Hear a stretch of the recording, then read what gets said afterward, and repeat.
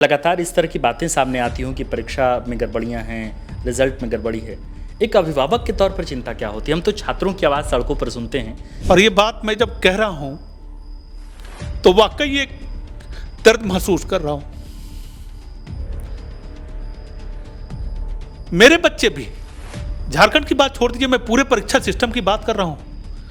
रोज इस तरीके के हालात से दो चार होते हैं लोग। इनको चिंता है, इस बात की है कि हमारे पीछे झंडे लेकर कौन दौड़ेगा। ऐसे युवा चाहिए इनको ये युवा नहीं चाहिए कि जो देश का मुस्तकबिल संवार सकें। इनको ऐसे युवा नहीं चाहिए, ऐसे टैलेंट नहीं चाहिए जो आपके सिस्टम को बेहतर कर सके। ऐसे लोग चाहिए ही नहीं इनको।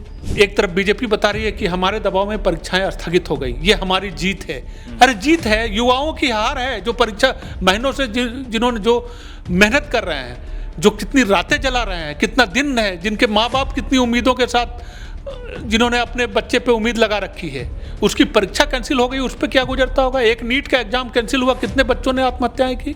जो एजेंसी परीक्षा ले रही है उसमें वहां काम करने वाले व्यक्ति परीक्षा में शामिल होता है, और जाहिर है कि भाई परीक्षा में शामिल होता है, उसको सारी चीज़ों की जानकारी है, पांचों परीक्षाओं में सफल होता है, नौकरी भी हासिल कर लेता है, नौकरी कर रहा है, बाकायदा सप्लाई इंस्पेक्टर की नौकरी कर रहा था वो। अलग अलग मीडिया रिपोर्ट्स में इस बात का जिक्र किया जा रहा है कि पूर्व चेयरमैन एल ख्यांगते के घर से अभ्यर्थियों के कई सारे एडमिट कार्ड भी मिले हैं। अध्यक्ष कौन चुना जाता है, मेंबर्स कौन होते हैं, तमाम लोगों की बात, चाहे बीजेपी की सरकार हो, चाहे जेएमएम की सरकार हो, चाहे किसी भी सरकार हो, किनको बनाते हैं आप उनकी पॉलिटिकल निष्ठा देखते हैं, आप देखते हैं वो किसका रिश्तेदार है, वो किसका करीबी है। नमस्कार, द फोर्थ पिलर देख रहे हैं आप। हमारा नाम आकाश आनंद है।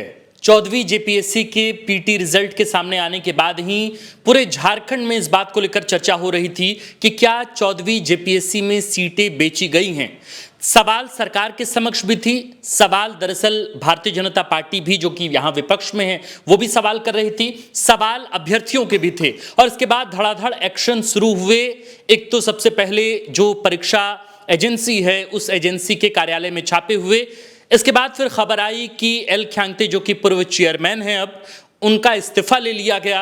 और इसके बाद लगातार छापेमारी शुरू हुई। आज खबर आई, यानी कि 23 जुलाई की शाम, जब हम ये वीडियो रिकॉर्ड कर रहे हैं, उससे पहले सीआईडी के तमाम बड़े अधिकारी जो हैं वो एल ख्यांगते के घर में घुसते हैं और इसके बाद छापेमारी की शुरुआत होती है। अलग अलग मीडिया रिपोर्ट्स में इस बात का जिक्र किया जा रहा है कि पूर्व चेयरमैन एल ख्यांगते के घर से अभ्यर्थियों के कई सारे एडमिट कार्ड भी मिले हैं। अब अभ्यर्थियों के बीच सबसे बड़ा सवाल यह है कि क्या 14वीं जेपीएससी की जो परीक्षा है वो पूरी प्रक्रिया ही, वो पूरी परीक्षा ही रद्द हो जाएगी? क्या वाकई सीटें बेचने की तैयारी अंदर ही अंदर चल रही थी? क्या उसमें एल ख्यांगते भी शामिल थे? क्या एजेंसी मुख्य रूप से इसमें शामिल थी? सवाल कई हैं। एक एक कर तमाम सवालों के जवाब आज की इस वीडियो में हम तलाशने की कोशिश करेंगे। हमारे साथ झारखंड व देश के वरिष्ठ पत्रकार व रांची प्रेस क्लब के प्रेसिडेंट शंभुनाथ चौधरी सर हैं। सर, सबसे पहले तो बहुत स्वागत आपका। बहुत धन्यवाद आपका। आज मतलब कल से ही बीते 48 घंटे से लगातार जेपीएससी जो है वो चर्चा के केंद्र में है। कई अभ्यर्थियों के जहन में ये बातें घर कर गई हैं कि ताबड़तोड़ एक्शन हो रहे हैं। कहीं 14वीं जेपीएससी की जो परीक्षा है वो रद्द तो नहीं होगी, क्योंकि मेंस के जो हैं वो डेट अनाउंस ऑलरेडी हो चुके हैं। इधर चेयरमैन के इस्तीफे हो गए, एजेंसी को सील कर दिया गया है। इसके साथ साथ फोरेंसिक जांच में कई सारे सिस्टम को, कई सारे डिवाइसेस को भेजा गया है।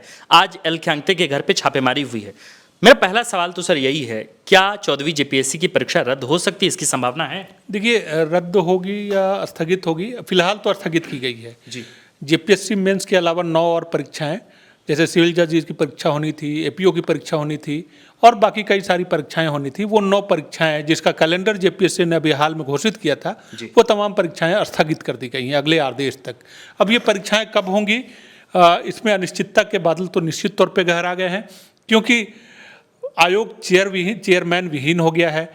21 तारीख को जब जेपीएससी के दफ्तर में और जेपीएससी के लिए परीक्षाएं लेने वाली एजेंसी के दफ्तर में छापेमारी हुई और कई सारे डिवाइसेस जब पकड़े गए, तो उसी शाम जेपीएससी के चेयरमैन ने इस्तीफा दे दिया था। आज जेपीएससी के एक्स चेयरमैन हो गए, जिन्होंने इस्तीफा दे दिया था, जिनका इस्तीफा तुरंत मंजूर भी कर लिया गया, उनके आवास में छापेमारी हुई।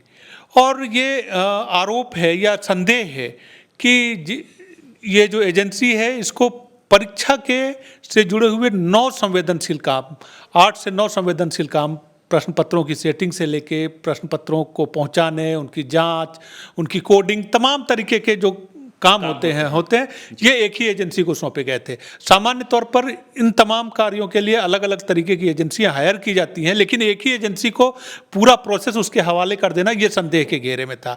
और इस पे सवाल जो है, जब रिजल्ट जारी हुआ, जब एपीपी का रिजल्ट जारी हुआ, पीटी का, इसके बाद जेपीएससी मेंस का पीटी का रिजल्ट जारी हुआ, तो इसमें सदस्यों के हस्ताक्षर नहीं थे। शिकायत इसकी मुख्यमंत्री तक पहुंची कि बड़े पैमाने पर अनियमितता हुई है। परीक्षार्थियों ने भी सवाल उठाया, आंदोलन हुए, धरने प्रदर्शन हुए और ये बात कहीं ना कहीं पब्लिक डोमेन में आने लगी कि भाई जिसकी मेंस की परीक्षा जिसकी घोषित हुई है, उस परीक्षा के पहले चरण में ही व्यापक तौर पे गड़बड़ियां हुई हैं। सीएम हेमंत सोरेन के निर्देश पे सीआईडी की छापेमारी हुई और 5 लोग गिरफ्तार किए गए हैं। एजेंसी के लोग भी हैं, उप परीक्षा नियंत्रक श्वेता गुप्ता भी हैं और अब जेपीएससी के एक्स चेयरमैन के घर में छापेमारी भी हुई है। अब इसमें संलिप्तता किन किन की है, ये अभी चूंकि जांच का प्रोसेस जारी है, इसलिए हम लोग बहुत स्पष्ट तौर पर तो नहीं कर सकते, लेकिन इतनी बात जरूर है कि गड़बड़ी तो हुई है ना। गड़बड़ी कई स्तर पे है। ओएमआर सीट जो है वो वायरल हुआ, कोई खाली ओएमआर सीट। एक बार अपने दर्शकों के लिए भी, चूंकि द फोर्थ पिलर ने इससे पहले वीडियो भी किया, बाकायदा आपने उसकी पूरी स्क्रिप्टिंग भी की थी, आपने ही वो पूरा कंटेंट लिखा था। मैं एक बार अपने दर्शकों को थोड़ा आसान भाषा में मैं चाहता हूं कि आप एक बार समझाएं कि 14वीं जेपीएससी की जो पीटी के रिजल्ट में जो गड़बड़ियां थी, वो बिंदुवार तरीके से अगर आप थोड़ा हमारे दर्शकों को बता पाए कि क्या क्या गड़बड़ियां थी जिसके बाद संदेह और गहरा हो गया। नहीं, देखिए, सबसे पहले तो जो जेपीएससी पीटी का जो परीक्षा हुई, उसके प्रश्न पत्र पे सवाल उठा। प्रश्न पत्र में कई सारी गलतियां थी।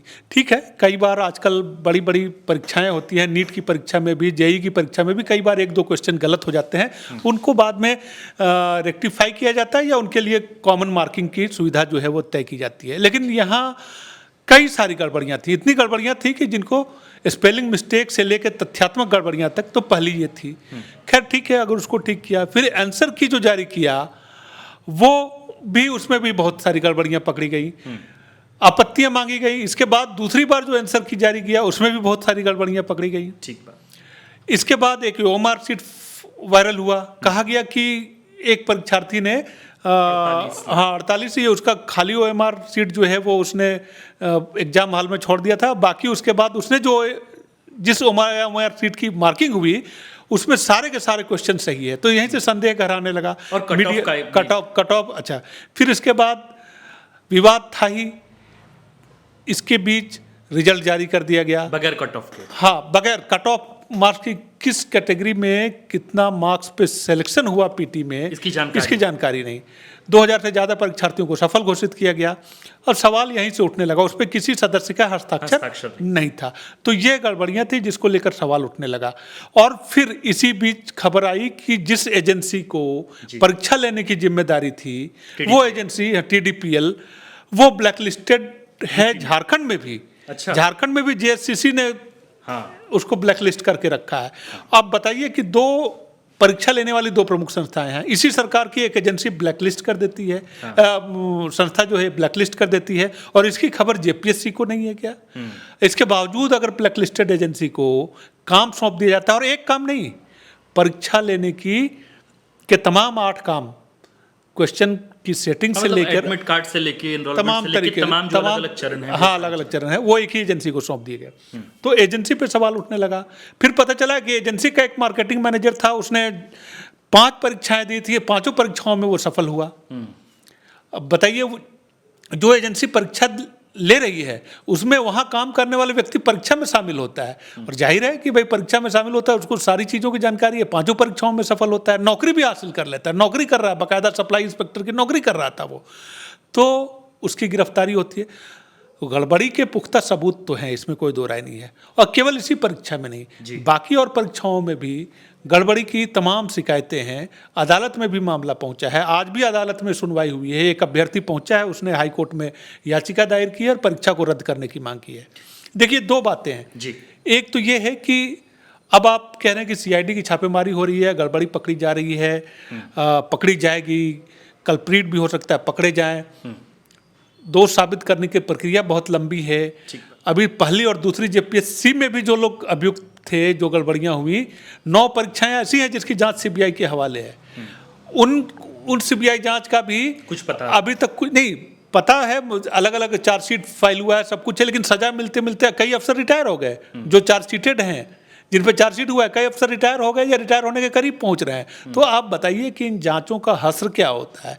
और इस आज ताबड़तोड़ छापेमारी हो रही है, ठीक है, लेकिन सवाल ये है कि सफरर कौन है? सफरर है झारखंड का युवा।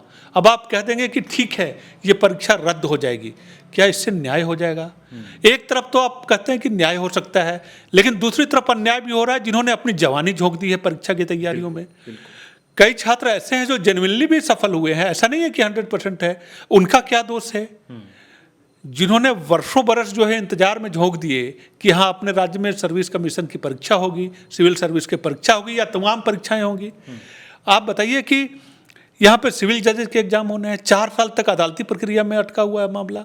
तो कोई परीक्षा जो है वो चाहे तो गड़बड़ी की वजह से, चाहे उसमें आरक्षण के नियमों का पालन न होने की वजह से, चाहे ब्लैकलिस्टेड एजेंसी की वजह से, किसी न किसी वजह से परीक्षाएं लगातार टलती हैं, रद्द होती हैं, अदालतों में मामला पड़ा रहता है। अंडरटेकिंग पे नौकरियां लोग ज्वाइन करते हैं, नौकरी में ज्वाइन किए हुए लोग हैं, उनकी भी नौकरी पे तलवार लटक रही है।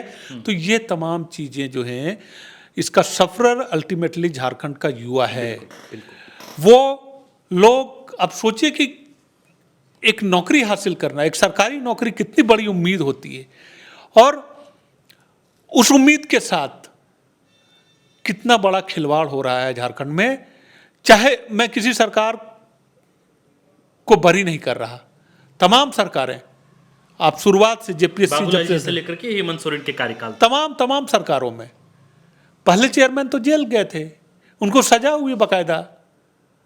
और इसकी वजह क्या है? इसकी वजह मैं जो समझता हूँ, एक तो ये है कि ऐसे आयोगों को राजनीति से दूर रखा जाना चाहिए। लेकिन वहाँ नियुक्तियाँ कैसे होती है, अध्यक्ष कौन चुना जाता है, मेंबर्स कौन होते हैं, तमाम लोगों की बात, चाहे बीजेपी की सरकार हो, चाहे जेएमएम की सरकार हो, चाहे किसी भी सरकार हो, किनको बनाते हैं आप उनकी पॉलिटिकल निष्ठा देखते हैं। आप देखते हैं वो किसका रिश्तेदार है, वो किसका करीबी है, हमारे किसी पार्टी का रिश्तेदार है, किसी मंत्री का रिश्तेदार है। ऐसे लोगों को आप चुनते हैं, ऐसे लोगों को अध्यक्ष बनाते हैं, ऐसे लोगों को मेंबर बनाते हैं। भाजपा से लेकर अब तक का इतिहास उठाकर देख लीजिए, कोई बात ऐसी छिपी हुई नहीं है। तो ऐसे लोगों को जब आप आयोग का नेतृत्व सौंपेंगे, क्या आपको तटस्थ लोग नहीं मिलते हैं जिसका किसी लीडर से संबंध नहीं हो? क्या ऐसे लोग नहीं मिलते हैं जिनकी राजनीतिक निष्ठा जो है, वो हर व्यक्ति राजनीतिक होता है, लेकिन उसकी निष्ठा अगर पब्लिक डोमेन में प्रदर्शित हो, घोषित तौर पे आप जानते हो कि ये बीजेपी का आदमी है, घोषित तौर पर ये जानते हो कांग्रेस का आदमी है, घोषित तौर पर जानते हो कि जेएमएम का आदमी है या उसका रिश्तेदार है, आप ऐसे लोगों को जब आयोग की कमान सौंप देते हैं और उसके बाद कहते हैं कि बहुत निष्पक्ष तरीके से होगा, बहुत न्याय होगा, नहीं हो सकता है। बेसिक कैरेक्टर में दोष है, इन आयोग के गठन में कैरेक्टर में दोष है, मैं ये कहता हूँ, नहीं हो सकता है। आयोगों को कम से कम बख्श दीजिए, चाहे जिसकी भी सरकार हो, वहाँ निष्पक्ष लोगों की नियुक्ति होनी चाहिए, निष्पक्ष लोगों के हाथ में कमान हो चाहिए। शिक्षाविदों की कमी नहीं है, और कभी कोई शिक्षाविद आया तो उसके लिए काम का वातावरण नहीं है, और ये अनायास नहीं है। यहाँ ऐसे ऐसे कारनामे हुए कि आयोग का एक सदस्य है, उनके 2 बेटे जो हैं वो पीटी परीक्षा में फेल कर गए, उसके बाद भी डिप्टी कलेक्टर नियुक्त हो गए। बताइए साहब, ऐसे ऐसे कारनामा हुए हैं। तमाम लीडर्स, सीएम, डिप्टी सीएम के करीबियों, उनके रिश्तेदारों, फहरिस्त है लंबी। सीबीआई की जो जांच हो रही है 11 परीक्षाओं की, यूं ही नहीं है, लेक्चररशिप से लेकर first civil service, second civil service, कौन सी ऐसी परीक्षा है जो विवाद रहित हुई है? तो आज आप कह दीजिएगा कि हाँ आज बहुत ताबड़तोड़ कार्रवाई कर रहे हैं। कार्रवाई से ये आप अपना दामन भले ही थोड़ी देर के लिए साफ कर लें, आप भले ही पब्लिक को ये मैसेज देने की कोशिश कर लें, लेकिन जब तक इन संस्थाओं का मूल कैरेक्टर आप नहीं बदलेंगे, तब तक कुछ भी नहीं बदलेगा। और आप बताइए कि अभी आप एक तरफ बीजेपी बता रही है कि हमारे दबाव में परीक्षाएं स्थगित हो गई, ये हमारी जीत है। अरे जीत है, युवाओं की हार है, जो परीक्षा महीनों से जिन्होंने जो मेहनत कर रहे हैं, जो कितनी रातें जला रहे हैं, कितना दिन है, जिनके माँ बाप कितनी उम्मीदों के साथ, जिन्होंने अपने बच्चे पे उम्मीद लगा रखी है, उसकी परीक्षा कैंसिल हो गई, उस पर क्या गुजरता होगा? एक नीट का एग्जाम कैंसिल हुआ, कितने बच्चों ने आत्महत्याएं की? तो वही नौबत तो आप ला के रख रहे हैं। जो जेन्युइन कैंडिडेट हैं पढ़ने वाले, सफरर तो वो है, जो सेटर है उनको क्या फर्क पड़ेगा, कुछ भी नहीं करेगा। लेकिन जिन्होंने मेहनत की, जिन्होंने जो परीक्षा की तैयारी कर रहे हैं, अब ये परीक्षाएं अनिश्चित काल तक है, इससे न्याय हो जाएगा? परीक्षाएं अनिश्चित काल तक टल जाएंगी तो न्याय हो जाएगा? नहीं होगा न्याय। न्याय होगा तब जब आप ये सुनिश्चित करें कि परीक्षा एक बार में होगी, निष्पक्ष तरीके से होगी, पेपर लीक नहीं होगा, सीट नहीं बिकेगी। जब ये सुनिश्चित करेगी कोई सरकार, तब आप कह सकते हैं कि हाँ न्याय हुआ, अन्यथा नहीं न्याय होगा। आप इसको मत कहिए कि हाँ कि ये परीक्षा में गड़बड़ी हुई इसलिए हमने इसको रद्द कर दिया तो न्याय हो गया। नहीं न्याय होगा। इससे क्या न्याय होगा? किसी के साथ न्याय की बात आप कर रहे हैं, किसी के साथ अन्याय हो रहा है। उस विद्यार्थी का क्या कसूर है जो ईमानदारी से पढ़ रहा है कमरे में, जो मेंस की परीक्षा जिसको 25 जुलाई से देनी थी, वो उसका क्या कसूर है ये बताइए? क्या उसमें कोई 2 4 5 10 20 100 200 500 लोग जेन्युइन नहीं है? एक व्यक्ति के साथ भी अन्याय हो रहा है तो अन्याय है ना। तो सवाल ये है कि इन आयोगों का, अभी देखिए जेएसएससी की परीक्षा हुई 2 दिन पहले, क्षेत्रीय कार्यकर्ता की परीक्षा हुई, वहां भी इसी तरीके का आरोप, संथाली प्रश्न पत्र आया, उसमें कहना है उनका कि तमाम गलतियां हैं, और यूपीएससी के लेवल का क्वेश्चन पूछ दिया उसमें, या जो भी पूछा, छात्र वहां भी प्रदर्शन करने पहुंचे थे कल। तो गड़बड़ी तो मतलब जैसे गड़बड़ी इनके चरित्र में समाहित है, डीएनए में का हिस्सा बन गया है इनका। अगर ये परीक्षा सिस्टम, तो मैं कह रहा हूं कि चाहे देश का परीक्षा सिस्टम हो, चाहे राज्य का परीक्षा सिस्टम हो, और राज्य में तो इसलिए क्योंकि एक भी परीक्षा विवाद रहित हो गई हो। इसका उदाहरण अगर बता दे, जेपीएससी जेएसएससी बता दे, 10-10 साल 12 साल में आप रिजल्ट अनाउंस करते हैं। अभी देखिए जिस जेएसएससी की परीक्षा में अभी कुछ लोग, जो सीजीएल की परीक्षा हुई थी उसमें 2000 से ज़्यादा अभ्यर्थियों को नियुक्ति पत्र मिला, उसी परीक्षा में के जरिए सप्लाई इंस्पेक्टर बना मार्केटिंग एजेंसी का व्यक्ति पकड़ा गया है। अब आप इस बात को समझिए कि अगर वो आपका उस पर संदेह है तो क्या एक अकेला वही व्यक्ति होगा जिसने मैनिपुलेटिंग से वो सीट हासिल की? और ये तय आप कैसे करेंगे? ये तय कैसे करेंगे जब एक व्यक्ति जिसके पास जो 6 परीक्षाओं में सफल हो जाता है और उसी एजेंसी का कारिंदा है जो एजेंसी परीक्षा ले रही है, तो उसने दूसरों को लाभान्वित नहीं किया होगा? ऐसे कैसे बात कही जा सकती है? दूसरे लोग भी है। तो अब इस मामले को लेकर कोई कोर्ट चला जाएगा, फिर सफरर कौन होंगे? जो 2000 लोग नौकरियां जिनको मिली है, अब उनको कोर्ट प्रतिवादी बनाएगा, सबको जवाब देना है। तो एक आदमी जो ईमानदारी से पढ़ता है, ईमानदारी से परीक्षा देता है, उसको भी कोर्ट की तारीखों में दौड़ना पड़ रहा है। तो झारखंड में कोई नौकरी जो है वो कितनी मुश्किल हो गई है, कितनी कानूनी अड़चनों के बाद जो है। दूसरी तरफ मैं ये नहीं कहता कि कहीं भी परीक्षा प्रणाली 100% स्वच्छ है, लेकिन यही बिहार का उदाहरण है। आप बिहार में हर साल सिविल सेवा की परीक्षा हो रही है और लोग नियुक्त हो रही है, बड़े पैमाने पे हो रही है। गड़बड़ियों के आरोप थोड़े बहुत वहाँ भी हैं, लेकिन जैसा रिकॉर्ड हम बनाते हैं झारखंड में, ऐसा रिकॉर्ड शायद किसी और राज्य में नहीं बनता है। सर कैसे बदलेगी ये व्यवस्था? क्या आज जब ये ताबड़तोड़ जांच चल रही है, तब क्या सरकार एक तरह से ये मैसेज देने की कोशिश करिए कि भाई हम नहीं हैं इसमें, हम सीट नहीं बेच रहे हैं, ये लोग थे जो लोग इसमें शामिल थे? क्या इसलिए सिर्फ ये जांच हो रही है ऊपर से, या आपको लग रहा है कि चूंकि आप इतने लंबे वक्त से आप इसको कवर कर रहे हैं, देख रहे हैं चीज़ों को, यहाँ तो इसकी क्रेडिबिलिटी पर अब संशय है लोगों को, इसकी लेजिटिमेसी पर संशय है, जिसको लेकर आपने पहले लिखा भी, बोला भी। कैसे बदलाव होगा सर? कैसे पूरे सिस्टम में तब्दीली आएगी? ये पॉलिटिकल विल की कमी है। आज देखिए जिस अध्यक्ष को, जो अध्यक्ष एक्स चेयरमैन सवाल के कटघरे में हैं, जिनके यहाँ छापेमारी हो रही है, वो झारखंड सरकार के चीफ सेक्रेटरी रह चुके थे।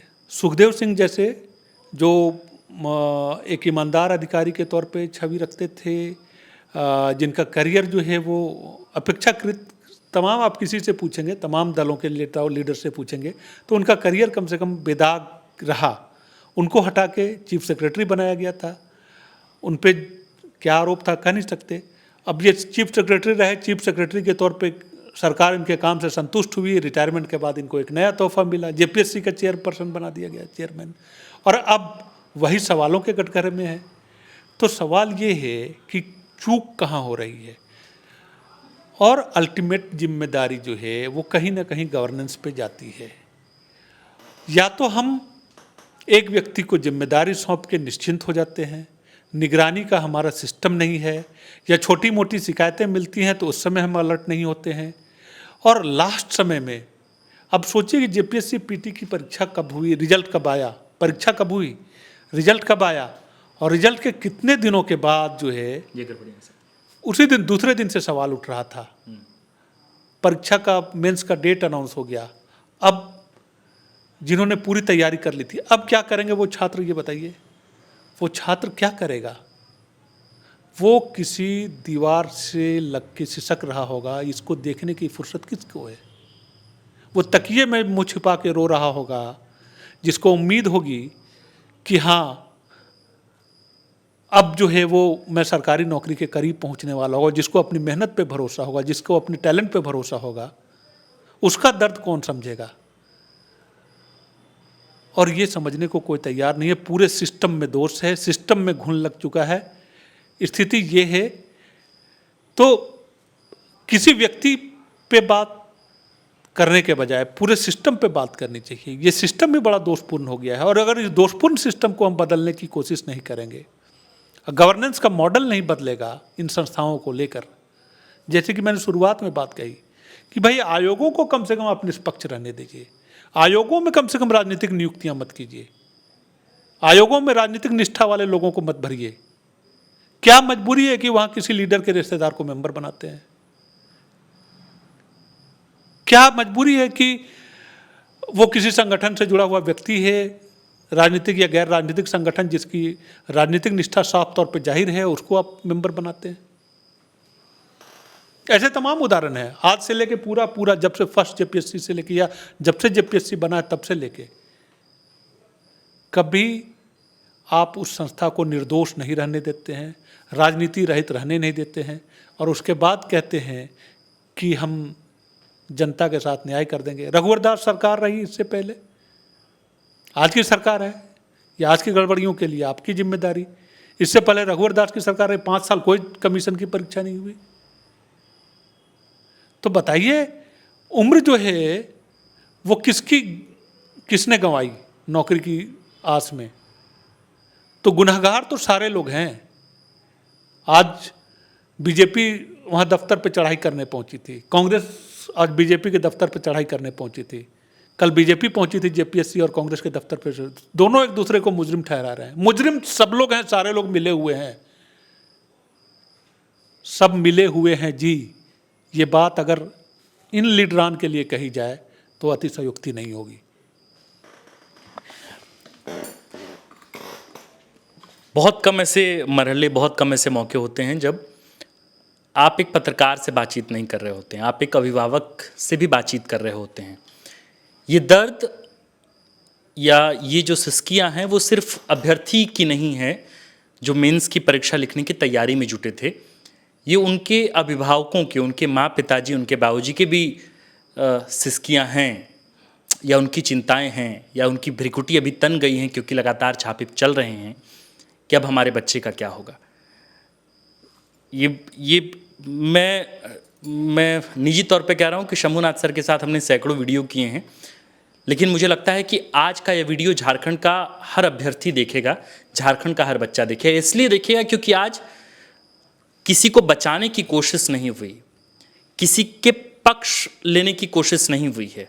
आज हमने सिस्टम पर सवाल किया है, सिस्टम पर चोट किया है। इसलिए अगर आपको लगता है कि आप शंभुनाथ सर के इस बात से इत्तेफाक रखते हैं तो इस वीडियो को शेयर कीजिए, पहुंचाइए अपने अपने हुक्मरानों तक, मद्दे नसीब साहबों तक, रहबरों तक, मल्लाहों तक, और उन्हें बताइए कि कैसे आयोगों को आपने तबाह किया है, बर्बाद किया है।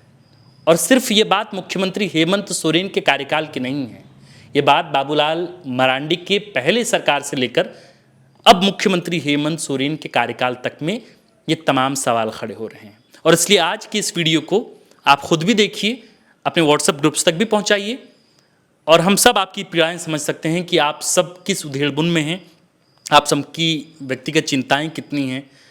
सर, हालांकि मैं ये वीडियो ख़त्म कर रहा था, लेकिन चूंकि आपके भी सर 2 बच्चे हैं, जब 2 बच्चे हों, 3 बच्चे हों, 1 बच्चे हों और वे तैयारी कर रहे हों किसी सरकारी नौकरी की, और लगातार इस तरह की बातें सामने आती हों कि परीक्षा में गड़बड़ियां हैं, रिजल्ट में गड़बड़ी है, एक अभिभावक के तौर पर चिंता क्या होती है? हम तो छात्रों की आवाज़ सड़कों पर सुनते हैं, अभिभावक का दर्द कभी सामने नहीं आ पाता है। आप क्या कहना चाहते हैं? नहीं, देखिए, अभिभावक तो ऐसा है कि जो अपने आंसू भी नहीं दिखा सकता, क्योंकि उसके बच्चे का हौसला टूटेगा। और ये बात मैं जब कह रहा हूं तो वाकई एक दर्द महसूस कर रहा हूं। मेरे बच्चे भी, झारखंड की बात छोड़ दीजिए, मैं पूरे परीक्षा सिस्टम की बात कर रहा हूं। रोज इस तरीके के हालात से 2-4 होते हैं लोग।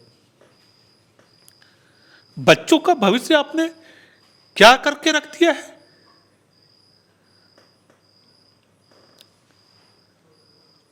हालत यह है कि किसी को चिंता नहीं है युवाओं की। इनको चिंता है इस बात की है कि हमारे पीछे झंडे लेकर कौन दौड़ेगा। ऐसे युवा चाहिए इनको। इनको ये युवा नहीं चाहिए कि जो देश का मुस्तकबिल संवार सकें। इनको ऐसे युवा नहीं चाहिए, ऐसे टैलेंट नहीं चाहिए जो आपके सिस्टम को बेहतर कर सके। ऐसे लोग चाहिए ही नहीं इनको। तो इन परीक्षाओं का सफरर गार्जियन भी है, वो माँ भी है जो अपना कंगन गिरवी रख के बच्चे को पढ़ाने के लिए भेजते हैं, वो पिता भी है जो ओवर टाइम के सैकड़ों घंटे झोंक देता है कि ताकि उसका बच्चा, उसका सपना जो है पूरा हो सके। वो अपना दर्द किसको कहेगा? ये बात इनको समझ में नहीं आती है। ये सिर्फ राजनीति खेल रहे हैं, पॉलिटिक्स खेल रहे हैं, एक दूसरे के दफ्तरों पे चढ़ाई कर रहे हैं। किसी को चिंता नहीं है कि सिस्टम कैसे सुधरे। और कौन लोग हैं, आप इतिहास उठा के देख लीजिए ना। तमाम रिश्तेदार, नेताओं के रिश्तेदार जो हैं वो आपको हर परीक्षा में सफल होते हुए दिखेंगे। मैं ये नहीं कहता कि उनमें टैलेंट नहीं होता। नेता के रिश्तेदार हैं तो उनमें टैलेंट नहीं होता या वो सफल नहीं हो सकते। लेकिन जब नेता का कोई रिश्तेदार शामिल हो और उसकी सफलता की गारंटी हो कि वो सफल होगा ही, तब आप संदेह तो उठता है। हमारा आपका बच्चा 3 बार असफल होके सफलता हासिल करता है या पहली परीक्षा में सफलता हासिल करता है, जैसे भी करता है, इस बात की गारंटी मिलनी चाहिए कि भाई परीक्षाएं निष्पक्ष होंगी। कम से कम परीक्षा का सिस्टम तो यार, वहां तो भ्रष्टाचार और वहां इस तरीके की गड़बड़ियां, क्या करोगे?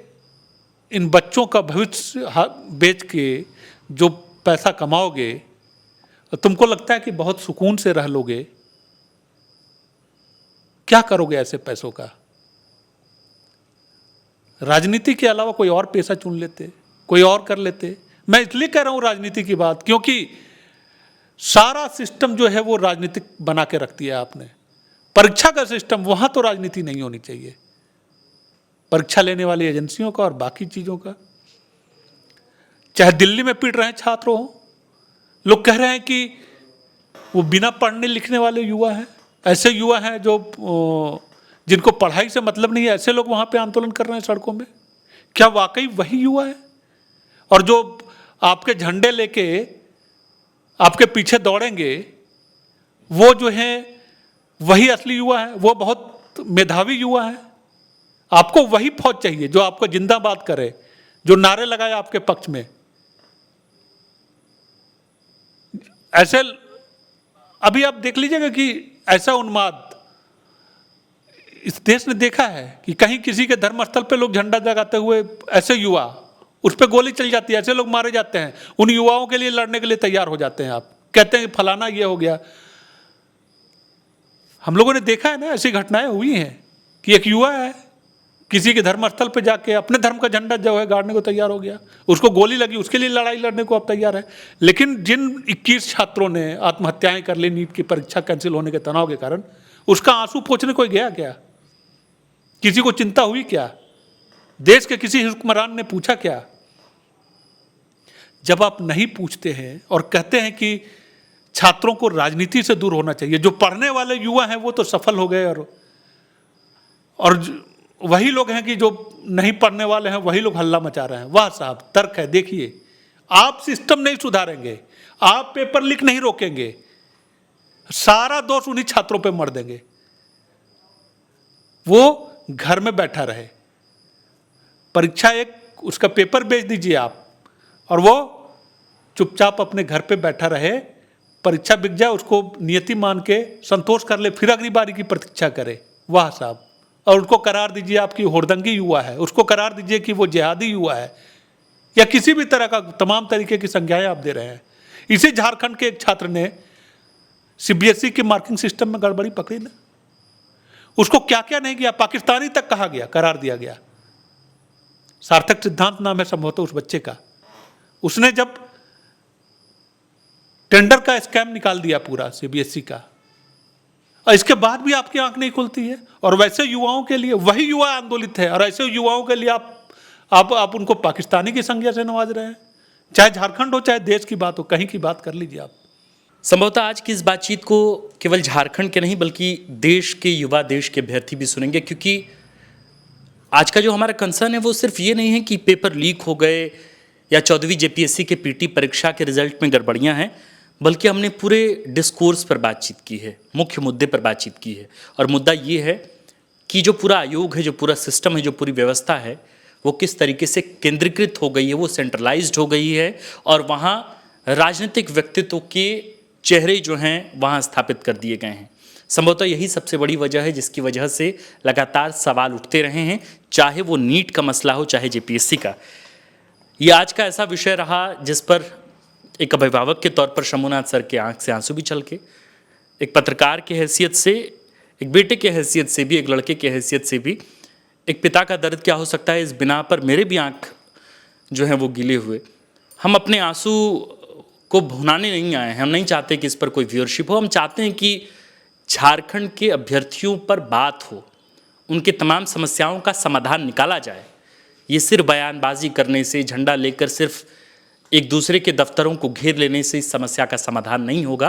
अगर आप चाहते हैं कि समस्या के मूल तक आप पहुँचे, तो आप जाकर मिलिए उन हज़ारों अभ्यर्थियों से जो इस वक्त मेंस की परीक्षा लिखने की तैयारी में एक दुबड़े नुमा कमरे में रह रहे थे, और वो उम्मीद कर रहे थे कि इस बार मेंस की परीक्षा के बाद सीधा इंटरव्यू में बैठेंगे और अपनी मातृभूमि के लिए, अपनी जन्मभूमि में काम करेंगे, लेकिन उनके सपने चूर होते दिख रहे हैं। बहरहाल, आप देख रहे थे द फोर्थ पिलर। हमारा नाम आकाश आनंद है।